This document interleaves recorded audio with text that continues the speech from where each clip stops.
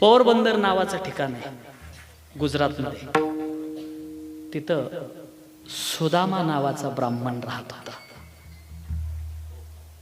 गरिबी होती बरं सुदामाची. त्याच्या पत्नीचं नाव होतं सुशीला. वाह, नावातच अर्थ दडलेला होता की सुंदर सिलवान असणारी सुशीला. काय नाव असतात नाहीतर आता अशी नाव आहे सुपला, उज्ज्वला, सगळे खाताय जगवण्याचेच नाव. आशा, उषा, गाद्या, सतरंजा, तक्क्या, ज्ञानोबराय म्हणतात यांची नावे ही आनाने नानारी से वर्तली. काय नाव होतं सुशीला. इतकी लेकरं सुद्धा मात्र पण खाण्याकरता काय नाही घालत.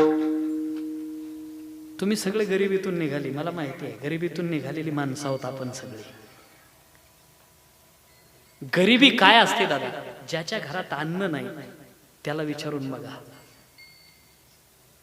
सुदामाच्या घरात लेकरांना खाण्याकरता काही नसायचं आणि उठावं आपल्या आईला हट्ट करावा, ए आई भूक लागली ग, दे ना खाण्याकरता. सुशीलेनं काय सांगावं माहितीये का? बाळानो, आज एकादशी आहे रे. मुलांनी ऐकलं का घोट घोट घोट तांब्यावर पाणी पिऊन घ्यावा आणि झोपून घ्यावं.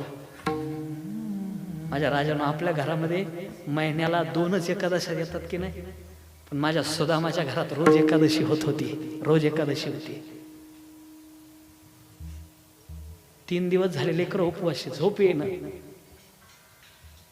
देव घरामध्ये फक्त दिवा जळत होता आणि दिव्यात तेल होतं. तो जळणारा दिवा सुदामाच्या गरिबीची साक्ष देत होता.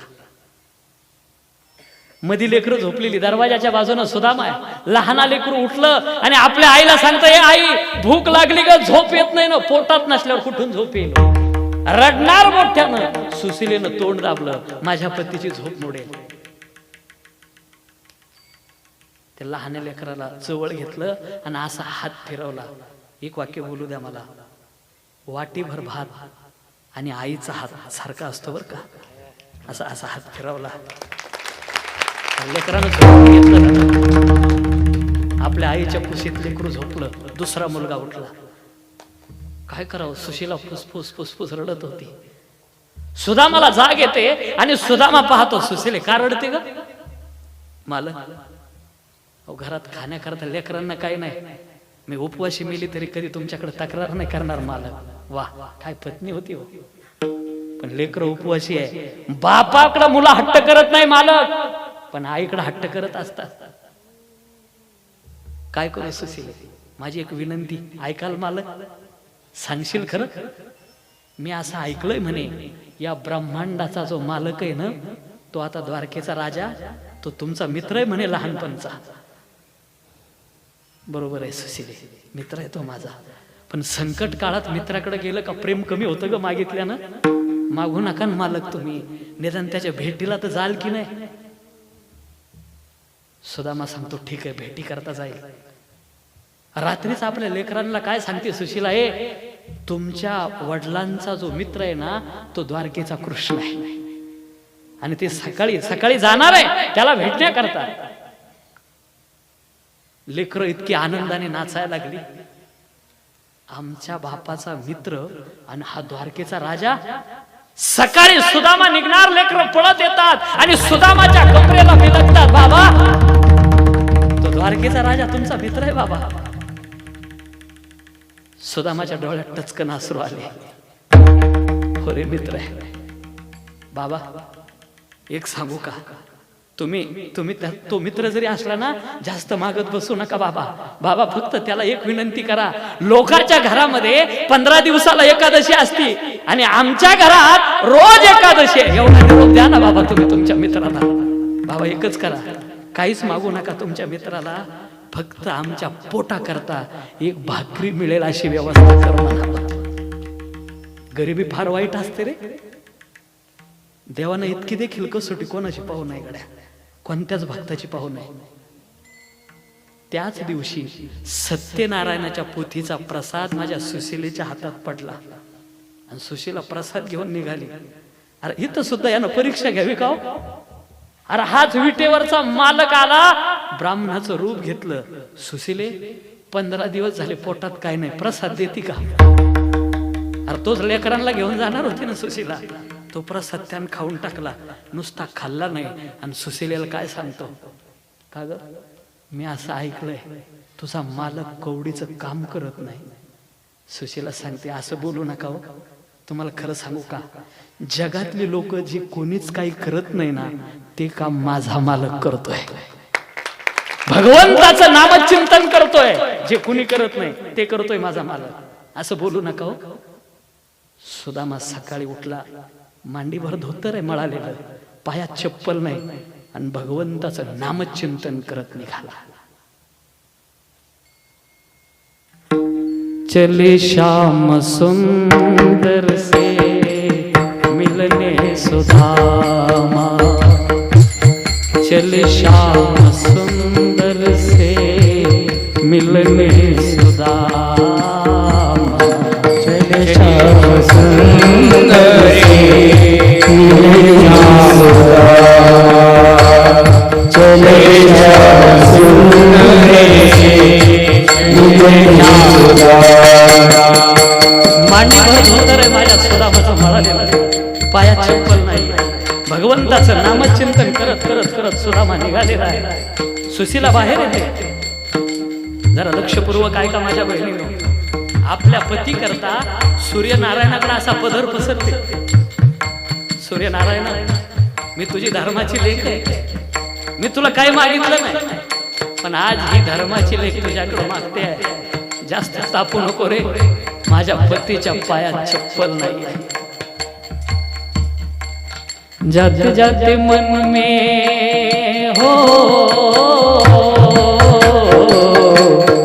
जाते जाते मन में हरे कृष्ण नाम, चले श्याम सुंदर से मिलने सुदामा, चले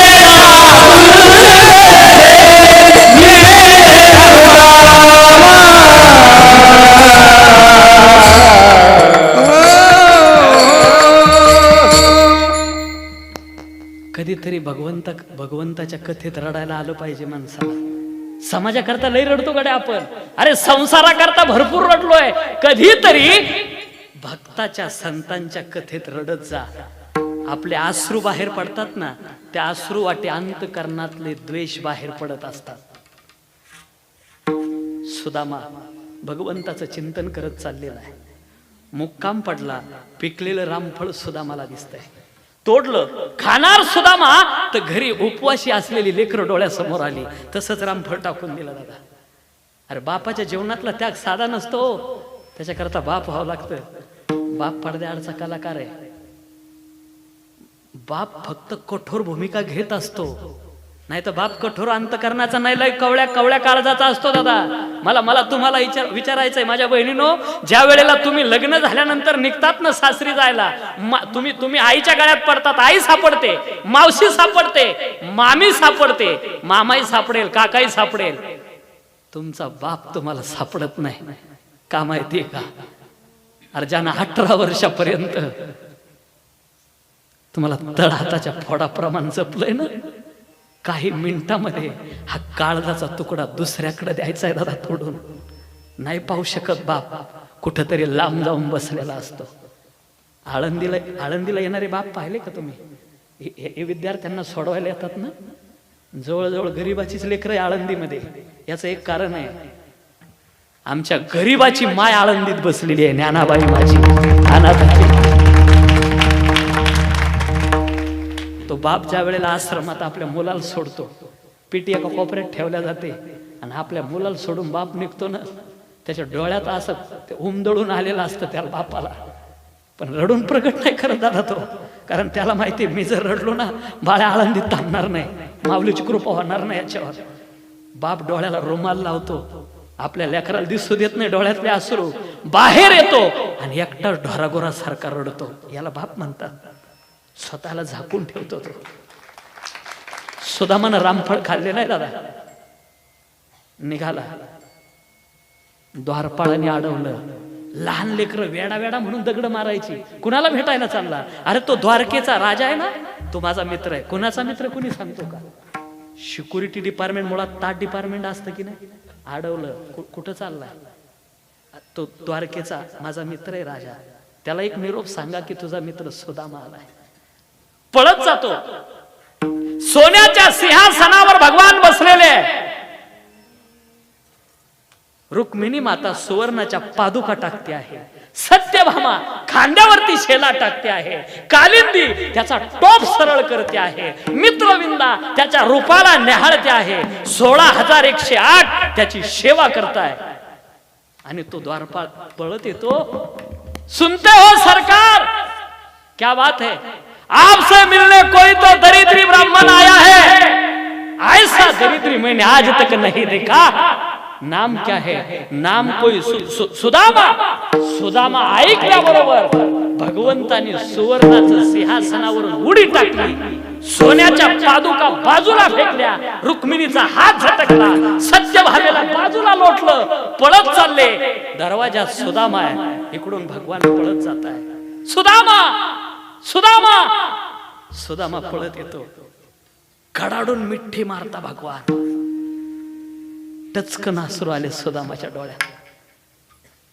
भगवान हसताय त्याला पाहून. काय दिलं का रे माझ्या वहिनीनं?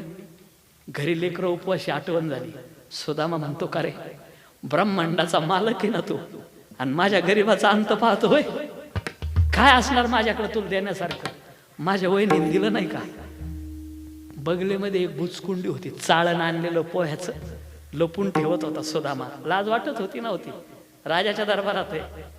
देवानं हिसकाटून घेतलं आणि ते चाळण फके मारी कोरडेची पोहे सुदाम देवाचे. कोरडे पोहे खाल्ले. भगवान सांगताय सुदामा खरं सांगू, यशोदा आईच्या नंतर तो स्वाद माझ्या सुशीला वहिनीच्या हातात आला होता. काय स्वाद आहे पोह्यांचा. पोहे खाल्ले. आता सुदामाला भगवान सिंहासनावर बसवता आणि त्याच्या पायाजवळ भगवान बसले. काय करत होता सुदामा? फक्त भगवंताचं नाव घेत होता. पायाजवळ भगवान आहे. सुदामाचा पाय उचलला आणि पाहायला देवानं. काही काटे आत खुडलेले होते, काही निघून गेलेले होते, पायाला फोड आलेले होते. देवानं पाहिल्यावर आता देवायला राहवलं नाही बरं का. अरे भक्ति में इतनी शक्ति होती है कि वो खुदा को भी रुला देती.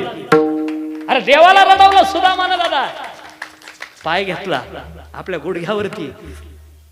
देखत दिन दशा सुदामा की, करुणा करके करुणा निधि रोए. जल परात को छिया नहीं, आँखियों के आंसुओं से पग धोए. डोळ्यातल्या पाण्याने पाय धुतले सुदामाचे. एवढ्यावर थांबलं नाही. भगवंताने काटा काढण्याकरता आपलं तोंड सुदामाच्या पायाला लावलं. दादा आज पायाला लावलंय. आता रुक्मिणी पाहते, सत्यभामा पाहते. काय अधिकारी ब्राह्मण आहे. आज रुक्मिणीचा जो पलंग होता ना तो सुदामा करताय. दुसऱ्या दिवशी आपल्या सुवर्णाच्या पादुका सुदामाच्या पायात आहे. कपडे भगवंताचे सुदामाच्या अंगावर आहे. त्याचे धुवून वाळत टाकलेले. सुदामा दुसऱ्या दिवशी म्हणे, येऊ कर देवा. बोलला नाही बरं का, मागितलं नाही सुदामानं. तसाच निघाला. दरवाजापर्यंत गेला आणि पाठीमागून देवानं आवाज दिला, सुदामा. सुदामाला वाटलं याला कळाला असेल माझी लेकरं उपवाशी. लुटू लुटू लुटू लुटू परत आला सुदामा. काय कृष्ण, पायातल्या चपला काढून ठेव पादुका सुवर्णाच्या. तुझे कपडे उतर, माझे कपडे उतरव, आणि तुझे वाळले आता फाटलेले ते घालून जा. सुदामान त्याचे कपडे घातले. आता रुक्मिणीला राहलं नाही बरं का.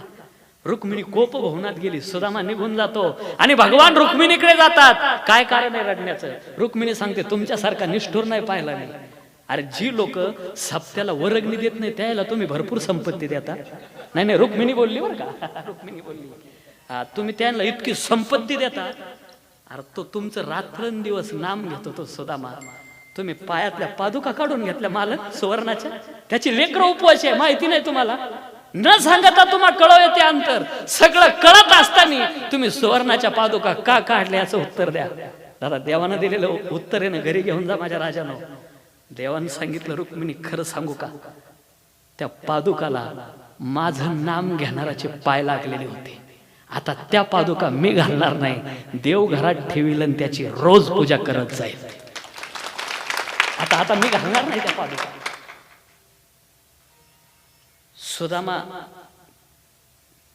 सुदामाच्या अगोदर हाती थपवाचला बरं का. आणि सुदामपुरी कशाची केली होती, सुवर्णाची. सुदामा आला, पाहिलं त्याला त्याच्या घराची जागा सापडलं आणि मोठी कमान लागली सुदामपुरी. गावात शिरला Sudama hair cutting saloon, Sudama medical, सगळं सुदामा नावाने. कोण्यातरी सुदामा नावाच्या बिल्डरनी जागा विकत घेतली असावी आणि त्यानं हे उभारलंय सगळं. दोन्ही गुडघ्यात मुंडकं घातलं आणि सुदामा बसून राहिला. वरून सुशिलेत पाहिलं, ओ मालक आपलंच आहे या.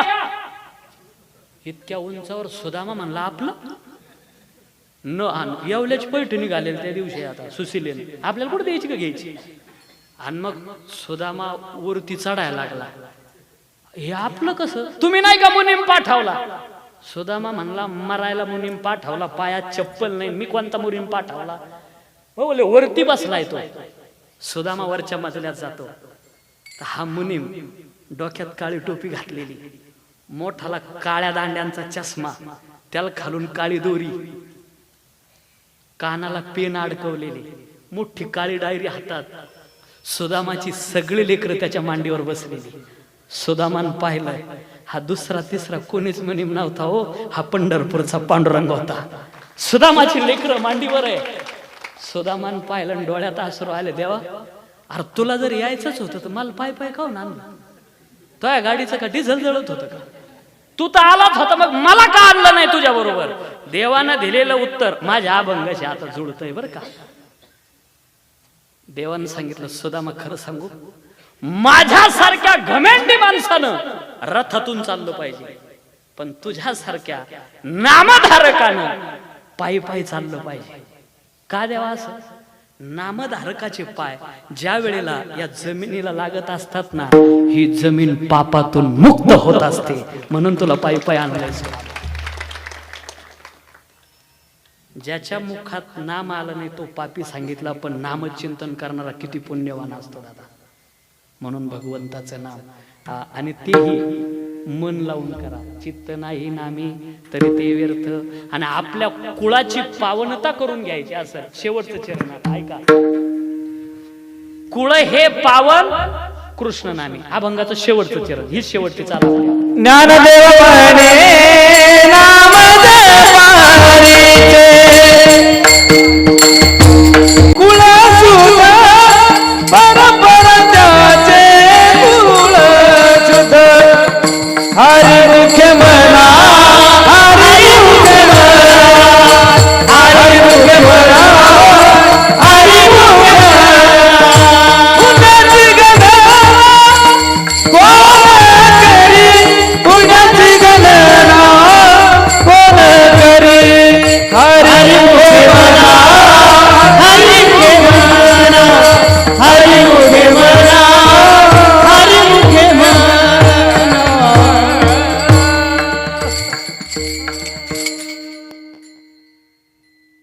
शिवा माऊली ज्ञानोबरायाच्या चरणी समर्पित करून शेवेला पूर्ण विराम देतो. बोलण्याच्या ओघात एखादा चुकीचा शब्द निघाला तर माझ्या पदरात टाका. चुकणं माणसाचा स्वभाव आहे.